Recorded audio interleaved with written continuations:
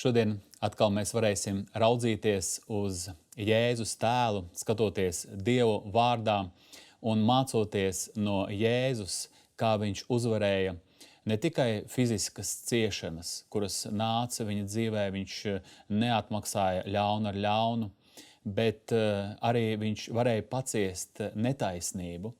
Laikam no bērnības katrs no mums ir piedzīvojis kaut kādu netaisnību, un mums bija ļoti grūti saprast, kāpēc tas notiek. Un man arī draugs stāstīja, ka viņš no bērnības nevarēja saprast, kāpēc vecāki, ja viņu melo, viņi neatvainojas, un tas ir kā normāli, bet tad, kad viņš samelo, viņš noteikti dabūna pērienu. Un tā viņš saprata, ka šai pasaulē īstas tādas taisnības nav, visu apkārt ir netaisnība un vienkārši kaut kā ir jādzīvo. Šodien mēs saprotam, ka mums nevienkārši ir kaut kā jādzīvo, bet jādzīvo pēc Dieva prāta, lai mēs varētu uzvarēt visu, lai mēs varētu pastāvēt, lai mēs varētu, tā kā Jēzus pateica, esmu piepildījis tavu prātu, Tēvs. Viņš pateica krustā, ir piepildījies. Un tāpēc tā ir uzvara šodien. Jēzus ir uzvarētājs. Viņš uzvarēja visās šais dzīves situācijās. Viņš nekad nešaubījās Dievā. Nedomāju, ka Dievs netaisni rīkojas tagad ar mani. Kāpēc man ir dzīvē tik daudz grūtības, katru dienu kaut kādu konfliktu, cilvēku brūk virsū, bet redzam, Jēzus, viņš pastāvēja visos šais grūtumos, un tāpēc viņš atstāja mūsu piemēru. Ja cilvēks nesaprot Dievu, vai viņš ir tālu prom no Dieva, viņam būs ļoti daudz jautājumu, viņam būs ļoti daudz netaisnības, un tās netaisnības ne tikai būs cilvēku vidū, bet viņš redzēs netaisnību Dievā. Un tad, kad kristietis viņš nocietina savu sirdi, viņš arī sāk iekšēji kurnēt ne tikai uz dzīves apstākļiem vai uz savu likteni, bet beigās vainīgs visā ir Dievs.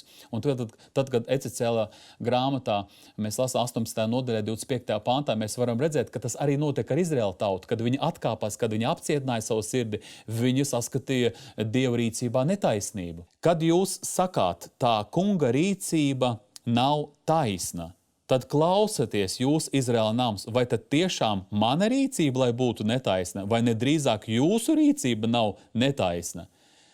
Šodien, ja es sāku runāt par Dievu, ka viņa rīcība nav pareiza, ka viņš netaisni rīkojās, tad es uzreiz varu pateikt, ka ar manu garīgo stāvokli ir ļoti slikti. Bet tad, kad es dzīvē kaut ko nesaprotu, kā šodien cilvēki jautā, kāpēc mirst un iet bojā daudz labu cilvēku, bērnu, un ir dažādi jautājumi, un cilvēki ar to tā kā pārmet mums, kristiešiem, vai saka, kur tad ir Dievs, kāpēc viņš tādu netaisnību pieļauj šai pasaulē, ja viņš ir taisns, ja viņš ir mīlošs. Un es vienmēr zinu to, ka Dievs viņš neļaujas apsmieties, ka viņš ir tas, kurš vienmēr rīkojas taisnu. Ja kaut ko es nesaprotu, es zinu, ka Dievs ir mīlošs, ka viņš ir atdevis savu dēlu, lai šodien es varētu dzīvot mūžīgi. Un ir lietas arī kaut kāds varbūt Bībelē vai manā dzīvē. Es saku, Dievs, es varbūt to visu nesaprotu, bet es zinu, ka tu esi tas, kas vada manu dzīvi, un tu gribi mani svētīt, un galu galā tu gribi ievest mani savā valstībā. Tāpēc ir šis te miesas prāts, ir šī te miesiskā reakcija, un mēs sākam dusmoties.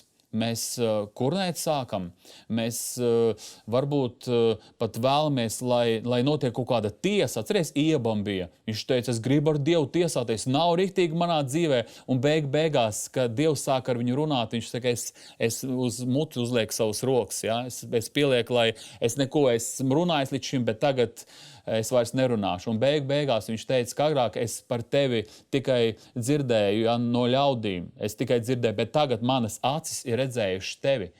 Tas kungs, viņš grib, lai mēs ieraugam viņa skaistumu, viņa brīnišķo spēku un roku, kura šodien vada mūsu dzīvi.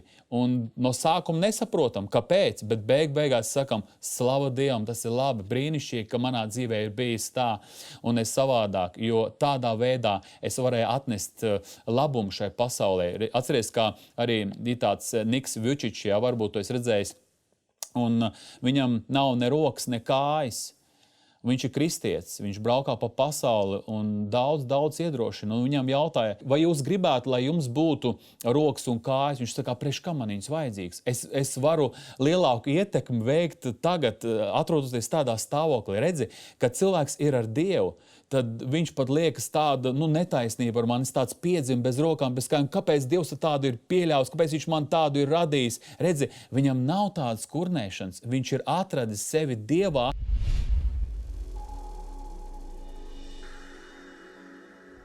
Es gribētu, lai tagad mēs paskatāmies, kā Jēzus Kristus viņš varēja paciest, kā viņš varēja panest ļaunumu, un lai mēs paskatāmies uz viņu, jo arī Dieva vārds ir tas, kurš mūs aicina.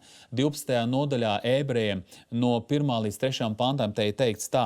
Tāpēc tad arī kurp ap mums visapkārt tik liels pulks liecinieku, dosimies ar pacietību mūsu noliktajā sacīkstē, nolikdam visu smagumu un grēku, kas ap mums tinas, un raudzīsimies uz Jēzu ticības iesācēju un piepildītāju, kas viņam sagaidāmā prieku vietā krustu ir paciets, par kaunu nebēdādams un ir nosēdies Dieva tronim pa labai rokai. Un tagad 3. pants.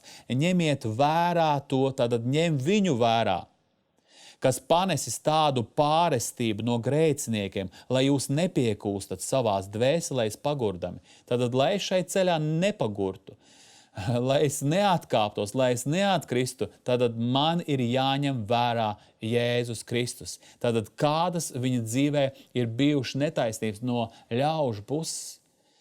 Kā pirmo es gribētu, lai mēs paskatāmies, bija aprunāšana, bija nosodīšana. Un 7. nodaļā Jāņa evaņģēlija 12. pantā ir rakstīts, ka tautā bija dažādas runas. Vieni teica, ka viņš ir labs, citi nē, viņš maldina tautu. Tāpēc bija dažādas runas. Kad mēs kalposim tam kungam, atceries, ka nebūs viss tā, ka visi runās labu. Par viltus praviešiem runāja tikai labi, bet ja tu tiešām darīsi Dievu prātu, celsies dažādas netaisnības un runās par tevi daudz visu ko. Un pat radinieki varbūt nesapratīs un runās visu ko ļaunu. Marka evaņģēlijā 3. nodaļā no 20. līdz 22. pantam te ir teikts tā. Un viņš nāk mājās, un ļaudis atkal sapulcējās, tā tiem nebija vaļas nemaizēst. Un kad viņa piederīgie to dzirdēja, tad tie izgāja viņu savaldīt, jo tie sacīja, viņš ir bez prāta. Un tie rakstu mācītāji, kas bija nākuši no Jeruzalemes, sacīja, viņam ir Belcebuls, un viņš izdzen ļaunos garus ar ļauno garu virsnieka palīdzību. Redzi, par Jēzu runāja, ka kaut kas ir noticis ar viņu prātu. Par mums arī iespējams jau ir runājuši. Sektāns, sātanists, kaut kas ir, jumtiņš ir aizbraucis. Un, protams, vissmagāk ir dzirdēt to no saviem radiniekiem. Jēzus Kristus ir izgājis tam cauri. Tāpēc, ja Jēzus Kristus gāja, mums ir jāiet pa viņa pēdām. Tāpēc arī mūsu dzīvē iespējams tas arī būs. Bet arī Jēzus mūsu brīdināja un teica, Māte evaņģēlijā 10. nodaļā 25. pantā, ja nama kungu ir saukuši par Belcebulu, tad jo vairāk viņa saimi. Tātad mēs esam viņa saimi, mēs esam tie, kas šodien sekojam viņam. Tāpēc arī par mums var to visu ļaunu runāt. Un ir rakstīts 1. Pēterā 4. nodaļā un 14. pantā, ka ja jūs nievā Kristus vārda dēļ, svētīgi jūs esat, jo apskaidrošanas un Dieva gars, viņš dus uz jums. Tāpēc uz manis ir Dieva gars, Dievs šodien man lieto. Protams, ienaidniekam tas nav tīkams. Un tāpēc visu, ko var ļaunu runāt, pat reliģiozā pasaule par mums runās un apsaukās un gribēs savaldīt.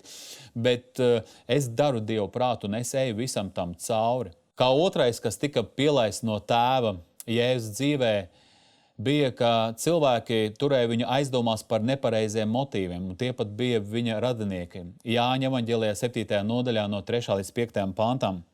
Te teiks tā, tad viņa brāļi sacīja viņam, aizej no šejienes un ej uz Jūdeju, lai arī tavi mācekļi redz tavus darbus, ko tu dari. Jo neviens neko nedara slepenībā, ja viņš grib kļūt pazīstams. Ja tu to gribi, rādies pasaulē, jo pat viņa brāļi neticēja viņam. Tad viņi teica, ej rādies saviem mācekļiem, ja tu gribi kļūt pazīstams, tātad, ja tu meklēsi slavu, lai tev ir vēl vairāk, vēl lielāka slava. Tātad bija tādi nepareizi spriedumi par viņu. Un arī bieži vien arī par mums var runāt. Jā, es jau zinu, kāpēc tur eju uz to baznīcu vai uz to draustu. Nu, noteikti kaut kādu varbūt savu labumu meklē. Var visu, ko cilvēku runāt. Kāpēc mēs to darām, kāpēc mēs kalpojam? Jūs kalpojat Dievam, tāpēc, ka no ēles baidaties. Jā, es jau zinu, nevienkārši uz tam Dievam kalp, ne jau tāpat arī par Iebu. Sātans teica, ka ne jau tāpat Iebs kalpo, ne jau tā veltīgi. Viņam jau ir kaut kāds savs nodoms. Un redzi, Sātans čukstēs apkārtējiem, visu, ko runās, un visu, ko ļaunu runās. Bet es pārbaudu savus motīvus, un es gribu kalpot tam kungam, un tāpēc man ir galvenais, ko tas kungs tagad šai situācijā domā. Un ja par Jēzu Kristā runājuši, tad es esmu mierīgs. Manu kungu turēja aizdomās, par manu kungu pat radinieki runāja ļaunu, es eju tālāk. Un kā trešo netaisnību, kur es saskatu, kura bija pieļauta Jēzus dzīvē, bija viņa vārdu sagrozīšana. Netaisni runāja par to, ko Jēzus Kristus it kā agrāk bija teicis. Bija sagrozījuši, bija pielikuši, bija pārvērsuši. Tas noteikti arī ir bijis tavā, manā dzīvē ir bijis tā, ka es teicu, ka tā es nebiju teicis. Jā, es daļu teicu, bet pavisam tur bija cita doma, un tas bija vienkārši pielikts klāt, un kaut kas bija noklusēts. Varbūt arī tā. Un redzi, Jāņa 2. nodaļā un 19. pantā mēs lasām. Jēzus atbildēja, noplēsiet šo templi, un es to 3 dienās atkal uzcelšu. Tātad viņš saka cilvēkiem, noplēsiet šo templi, un es viņu 3 dienās uzcelšu. Protams, viņš teica par savu miesas templi. Un kad viņu apsūdzēja, Māteja evaņģēlijā 26. nodaļā no 6. līdz 61. pantam, tagad mēs lasām tā. Un tomēr neatrada jebšu uzstājās daudz viltus liecinieku. Beidzot 2 nāca priekšā un sacīja, viņš ir teicis, es varu noplēst Dieva templi un to atkal 3 dienās uzcelt. Bija pielikts, viņa vārdi padarīti, bija smagāki, tā kā sev par izdevību, ka viņš šo templi, kā šo miesisko, viņš viņu sagrauc, ka viņš gribēja izdarīt kaut ko ļaunu mūsu svētumam. Jēzus šai brīdī viņš saprata, ka tas ir no Tēva pieļauts, un neko tur nevar izdarīt, un nevajag darīt neko.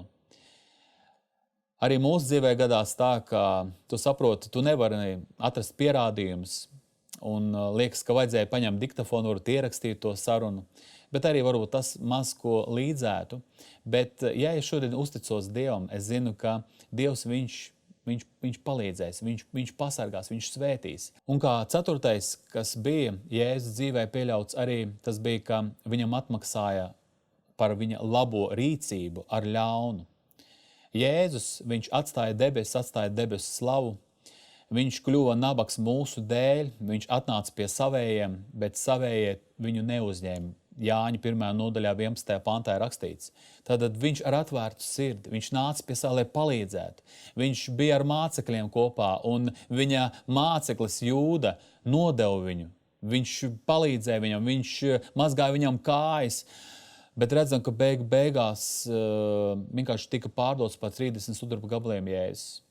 Un tā bija netaisnība, tas bija ļaunums. Bet šodien, ja manā dzīvē ir kaut kāds jautājums, Dievs, kāpēc ir tik netaisna rīcība pret mani, zinu to, ka varbūt manā dzīvē ir par ko tiešām ciest, kaut kāda netaisnība ir iespējams bijusi, tāpēc arī ir kaut kādas pārunas un aprunas un nosodīšana, bet Jēzu Kristu nebija nekāda ļaunuma, bet viņš panesa visu šo lielāko ļaunu, lielāko smagumu, kāds vien ir gūlies uz cilvēka pleciem, tas bija uz Jēzus Kristus. Viņš bija nevainīgs, bet viņš ir padarīts par mūsu vainu.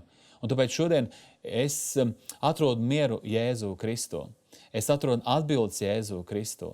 Es varu panest visu, es varu uzvarēt visu tai spēkā, kas mani dara stipru. Ja es esmu ar to kungu, mana rīcība būs garīga, man būs atbildes, es nebūšu strupceļā, Dievs izvadīs mani un es būšu tas, kurš pagodinās Dievu šai dzīvē.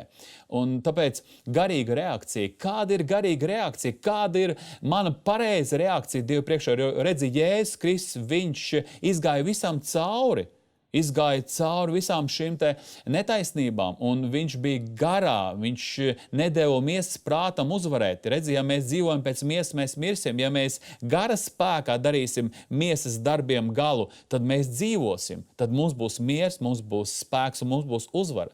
Un gribu lasīt no 1. Pētera vēstules 2. nodaļas no 19. līdz 24. pantam. Jo tā ir žēlastība, ja kāds savas dievapziņas dēļ panes bēdas netaisnību ciestams.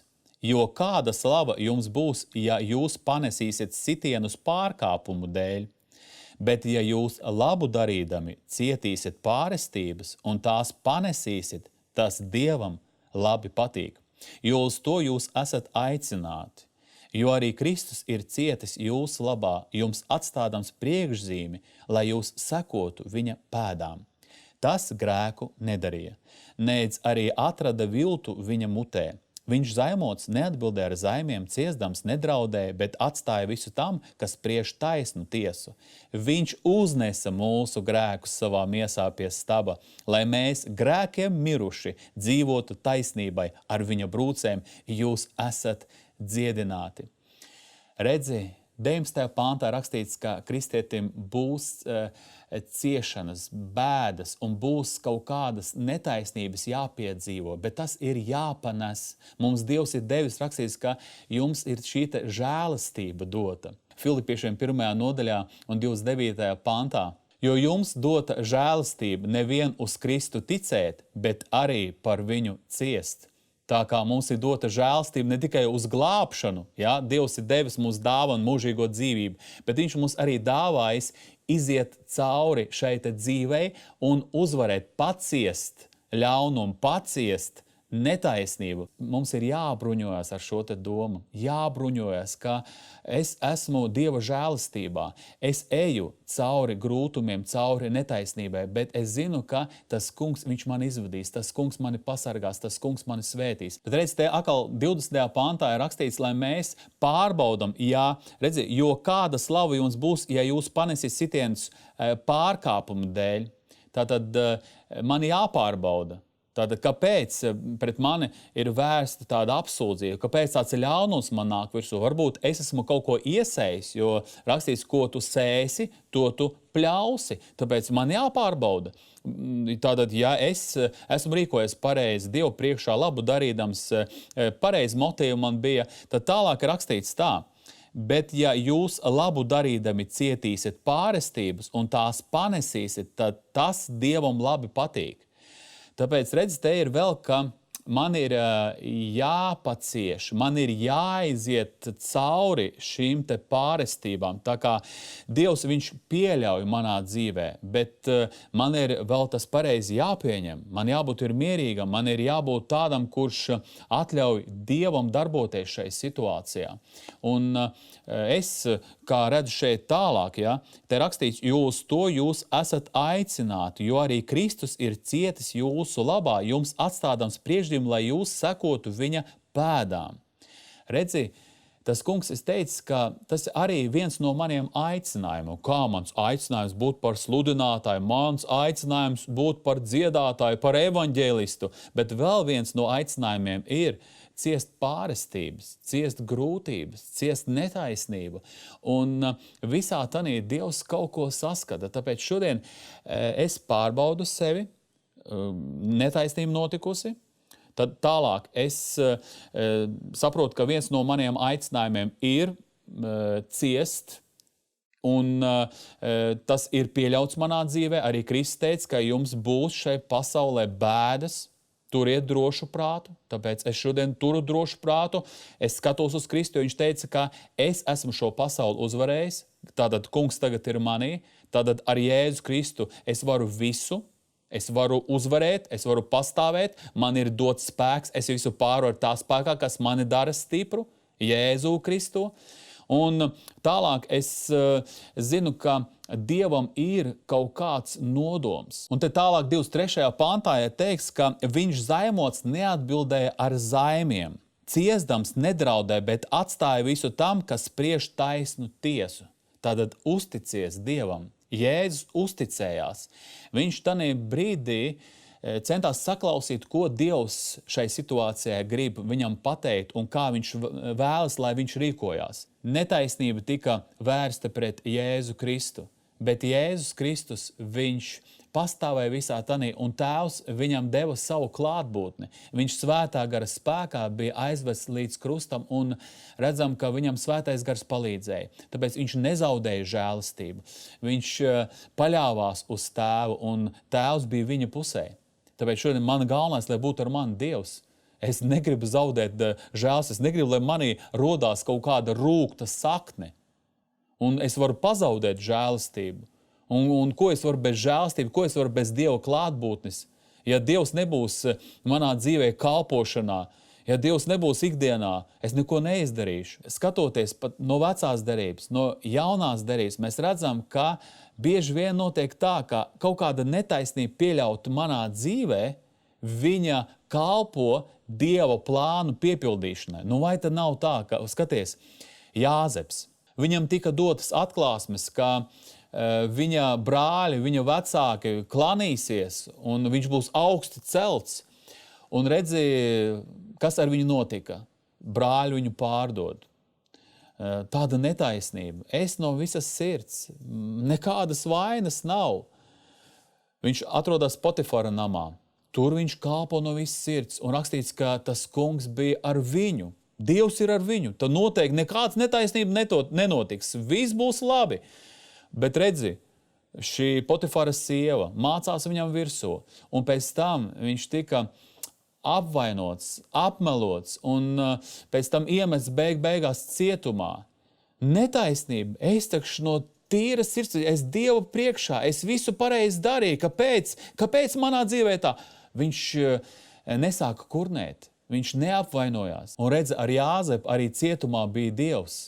Un Dievs viņam deva atklāsmes par tiem sapņiem, kas bija šiem te diviem vēl ieslodzītajiem cilvēkiem, un Dievs pagodinājās. Viņš nešaubījās Jāzeps Dievā. Viņš pastāvēja šais ciešanās un netaisnībā, un pat tad, kad šis te vīna devējs ķēniņa, viņš tika atlaists no šī cietuma un apsolīja, ka viņš parunās ar ķēniņu, redzam, ka viņš aizmirs 2 gadi vēl. Un redzi, viņam bija jāpastāv tādā visā. Liekas, es tev labu darīju un sanāca kā vienmēr. Vienkārši saka, gribēja kā labāk un sanāca kā vienmēr. Redzi, bet viņš arī tādā visā pastāvēja, un beigās, kas notika, tomēr nāca šī Dieva laika pilnība. Un tas kungs viņu pacēla, tas kungs viņu ļoti, ļoti svētīja. Un redzam, ka viņš kļuva par šo te otro personu Ēģiptē. Dievs viņu svētīja, Dievs viņam palīdzēja, un Dievs piepildīja caur Jāzepu šo savu plānu. Un Dieva mērķis bija kāds? Lai glābtu daudzu cilvēku dzīvības. Līdz šim varbūt Jāzeps līdz galam visu nesaprata, bet viņš vienkārši uzticējās Dievam. Arī jaunā derībā mēs redzam, apostols Pāvils, viņš lūdz Dievu. Dievs viņam naktī parāda, ka viņam jābūt ir Maķedonijā. Un tur viņi kalpo ļoti veiksmīgi, tas kungs ir ar viņiem. Ļaunais gars iziet no tās zilnieces, un pēc tam viņus iemet cietumā. Viņus romiešu pilsoņus bez tiesas vienkārši nosoda un iemet cietumā, vēl sita viņus. Bet redzam, ka apostols Pāvils Sīla, viņi nesāka kurnēt, bet pusnaktī viņi dziedāja slavas dziesmas. Un apkārt esošie cietumnieki viņos klausījās. Redzi, kad notiek kaut kāda netaisnība, apkārtējie klausās. Kas būs tagad? Kādu dziesmu mēs tagad dziedāsim? Ļoti labi, ja mēs pateicamies Dievam, ka mēs uzvedamies pareizi kā kristieši.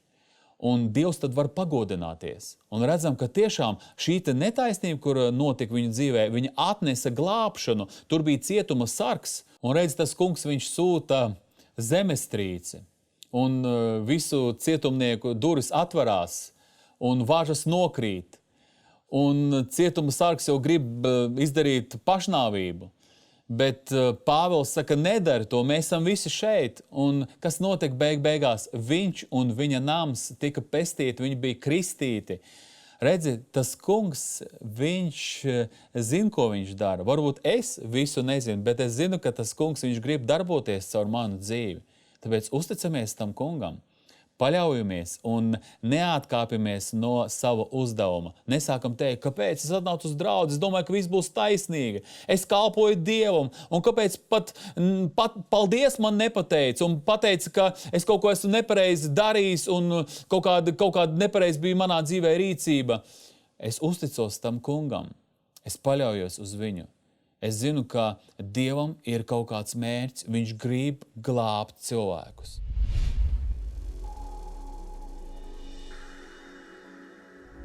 Tāpēc redzi, šī netaisnība, kura bija pieļauta Jāzepa dzīvē, Pāvila dzīvē, beigās tas viņus virzīja uz priekšu. Viņi gāja uz priekšu. Dievs viņus virzīja, lai pēc tam pagodinātos, lai pēc tam paveiktu kaut ko ļoti lielu, kaut ko ļoti svētīgu, dot kaut ko labāku. Tāpēc šodien bieži vien ir arī tā, ka liekas, man netaisni atlaid no darba. Es nebiju vainīgs. Un vēl kaut kādas lietas ir pieļauts manā dzīvē. Dievs vienkārši grib tev bīdīt uz priekšu. Viņš grib, lai tu kusties, lai tu pārvietojies.